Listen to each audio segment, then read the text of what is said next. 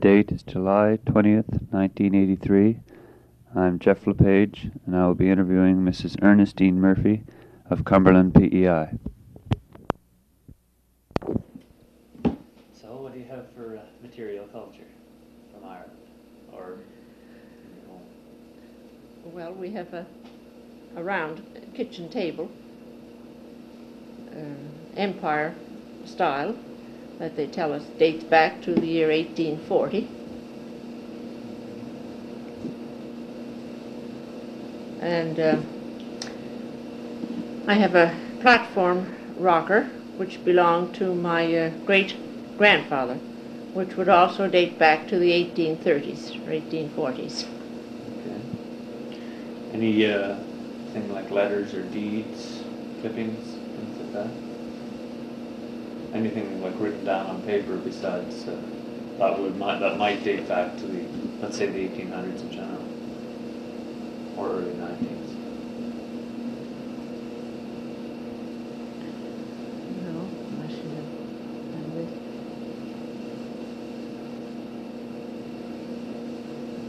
Like an old diary or something like that? No, I wouldn't have. No, I don't think we have any diaries. You have a family tree here, right? See, right in front of me. I have the family tree. Right. As far as I can go with it right now. Plus some written material over there. And some written material on the Murphy ancestors. And,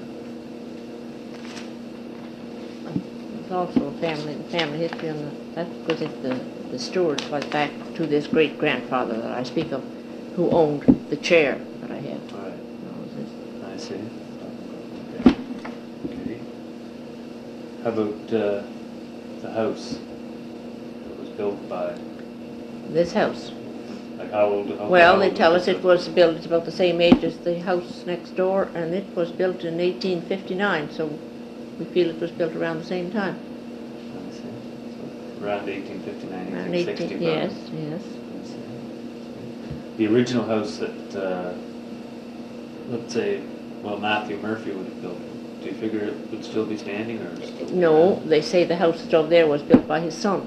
Okay. So the original house isn't there. It wasn't in the same location either. I think it was down near to the shore, the original house. And he was and Matthew over here was a farmer, right? Yes. Yes. Farmed all his life. Farmed all his life.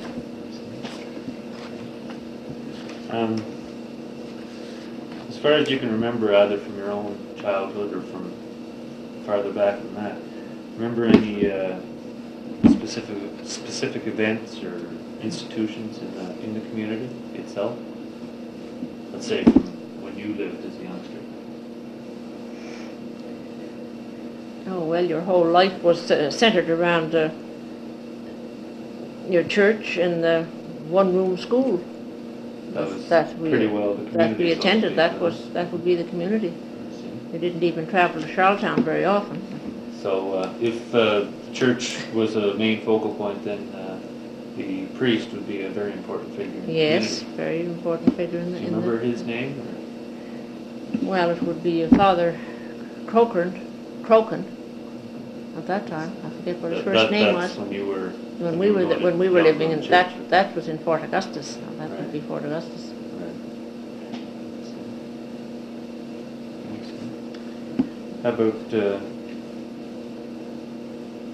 is there anybody else like in your community that you kind of looked up to, or you all saw as a leader in the community kind of thing? I suppose the priest would be one of them. The priest, and I suppose the school teacher, and they were the older residents in the district. They were sort of the models, like the priest and the school teacher become the model resident kind of thing. Yes, sort of. You know, yes. Not knowing to do any wrong or anything like that. No. They would do their best not to, I suppose. Supposed to be trying their best anyway. Yes, I see. Is there any customs in your family, like something that you always did, like something as simple as saying grace before a meal? Is that something you always did when you were growing up, or anything like that, did you always celebrate Christmas with the same people, or did you always try and get a gathering together? No, we would celebrate Christmas just with the family. You'd have people in that evening, probably, relatives or friends or neighbors. Did you open your Christmas presents the next day, Christmas morning kind of thing, or like some people open them on the evening? No, we were open them Christmas morning. Then you went to mass first. I forget whether we opened the gifts before mass or not, but mass was an important part of Christmas Day. You went, right. And it was Christmas Day. It wasn't midnight or it wasn't the evening before. It was the day itself. Yeah. Anything else like that? Like, for example, did you always say grace before a meal, like with your father and mother? Well, we always said evening prayers together. We always said what they call the rosary. Said that was at bed or before bedtime with the family. That was a must. And would that be the same thing with the whole community? Yes, pretty much. Pretty much. Yes. Do the same. Well, that's what everyone thought. Anyway. Yes. How about superstitions? Was there many that you knew your father had, or that you yourself still have, maybe? Oh, they used to tell a lot of ghost stories then. You'd hear them. Tell me a ghost story. Telling different ghost stories about seeing lights, where forerunners and that type of thing. Of things that happened later. Yes. Do you remember any of yourself? I remember one that my mother saw. This was after my school at the time. While I was going to school, I can remember. My father was working at the airport at the time, and my mother and we children were looking after the barns and the farm, and there was a neighbor man who used to help her, and quite often he would borrow our horse for the day, and this particular day particular night he came home with the horse, and when they were unharnessing the horse in the stable, my mother noticed as he went up round the horse's head, she noticed a bluish white light rotating around his legs, his feet, and he came down and hung the horse's harness up at the back of the stable, and this light followed him around his feet, sort of around, and Mom said, "What's that light, Mike?" What light? And he looked around and he could see no light, and she said, "There's a light following in here," and he never saw it, and she said, "Well, that must be her imagination, so she never said any more about that." You're talking about the light around the guy's feet, was it? Yes. Well, Mom sort of forgot about it for the time being because he couldn't see it. And just about a week later, in the meantime, we had moved into Charlottetown because my father was working at the airport, and we moved in. We were going to live in there for the winter. And the horse was, I think this Mike Murphy was still going to look after the horse. We hadn't taken the horse in anyway. And just a week later, he had been looking after the horse again. He had the horse over to his house again for the day, and had taken the horse back in the evening. And the horse was in the stable, partly unharnessed, and this Mike Murnion was his name, had come out of the stable, and they found him dead up in the yard, halfway up the yard, where he had started to take the harness off the horse and must have felt weak or something and got out of the stable and died. That was Mom's experience with it. That's quite recent, of course. That was when I was going to school, but then, of course, Dad and you used to hear the people, the neighbours would come in and talk at night, and that's the way they amused themselves, talking about old, Do you remember many of them?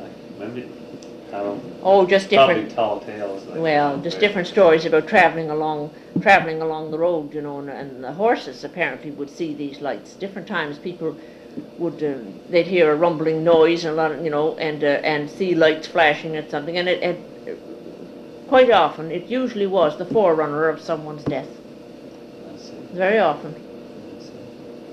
So that's, Are but there other stories that were... we don't hear about those things don't now. hear You about don't them. hear about them now at all. So many lights now every time you go on the road.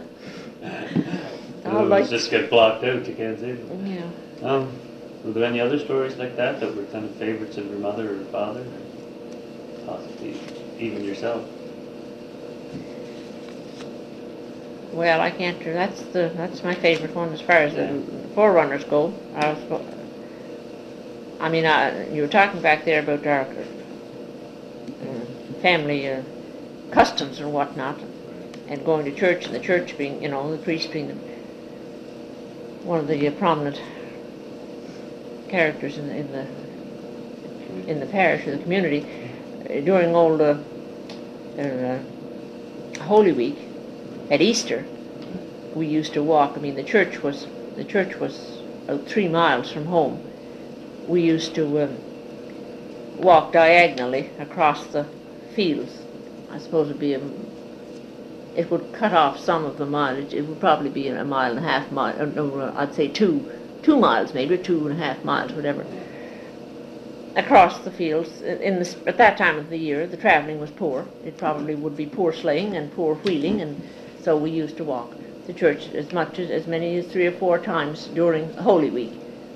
You'd walk across the Wouldn't be much better footing, would it? the fields. Well, not very much, but we were walking. You could get that way walking, whereas the horse, you know, you'd have problems as to know what to take. You couldn't get through with wheels, and the sleighing was very poor, so the ground would probably be frozen. Early morning in March, you know, the ground would be frozen in the snowbanks.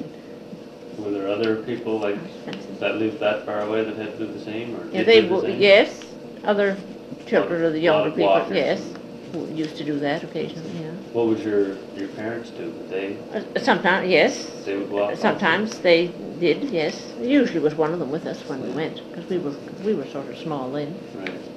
Somebody to show the way. Across the fields and through the barbed wire fences and across a creek, and you know, and you'd go to mass and come home again. So you know, at that time, as I say, we must have had more devotion to our church then than they do now, Right. because you wouldn't think of doing.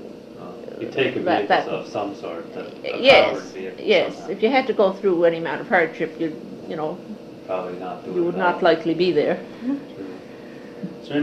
Is there one grandfather whose tradition or ways of doing things seems to be like dominant in the family? Like did you have one grandfather that was kind of a very strict man, and this is the way it was done, and that was it kind of thing? No, not really on my side. Nobody that was really dominant or really stood out in that way kind of thing. No. One of my mother's father used to owned a thrashing mill, and he used to go around through the country thrashing, different This was with different a families. wheel thing? Yeah, it was the horses. What did you call it? The treadmill. Oh, treadmill. Yeah. I see. Yeah. I see. I heard about that from another person. Yeah. Well, I remember the horse went on the treadmill. The two horses that went on the treadmill, and it was slanted up like that, big planks across, and as the horse walked on the planks, it moved the planks and moved the wheels I see. and thrashed. And he used to go from one district to the other, and he would probably be away all week. He stayed wherever he went. I see. Came back. So it was quite a long time to get around to wherever he Yes, was going. yes, it took you quite a while to get there. Is there any stories of like arranged marriages or unusual courtships or elopements or anything like that? Like in your family that you can remember? Of anyone in your family? Can't say that They're all pretty No, they're straightforward. Pretty well straightforward, normal. Well, how would your parents or grandparents have come to meet? Would they have just been close in proximity? Would that be it, like, in the same parish? Or Yes. that would be it? Like, would Well- they meet at a burn dance, for example? Would that, Oh, yes, they could. I suppose my grandfather, my mother's grandfather, lived down in Iona, but then I don't know where I don't know where her mother lived at the time, so I don't know. but everything was pretty well straightforward as far as Yeah, courtships went. yeah. There's no, you know, nothing out of the ordinary. My there. own mother and father, my mother's,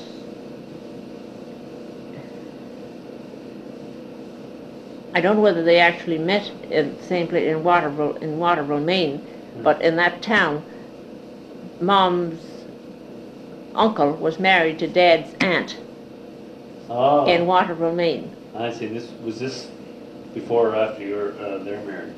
Well, this would be before their marriage. Before their marriage. I see. But they only lived about 6 miles apart in Fort Augustus too, so she Oh, I probably see. knew one another.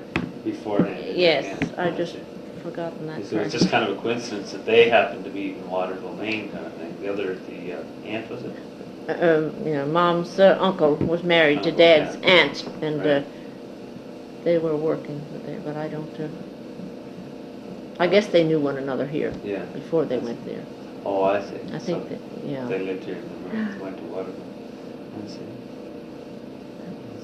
Is there anybody that is famous or infamous in your family? Anything that you know of?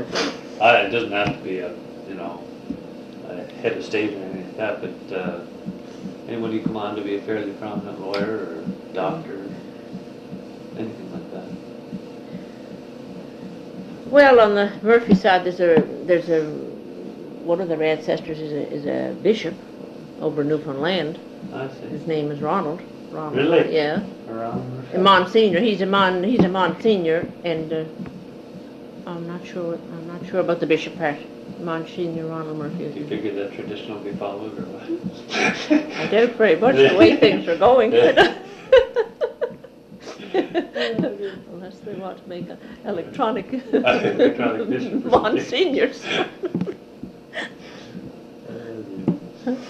He's the bishop over Newfoundland. Would he'd still be alive, would he, or would that have been? Well, would it be years they- ago? No, he could be still alive. There's also a doctor from one of those families over there. And your own side? And no, be on the Murphy side too. And he has treated, Tom has talked to someone, John Comeau's wife down here is from Newfoundland, and this Dr. Murphy has treated some of her relatives in Newfoundland here in recent years.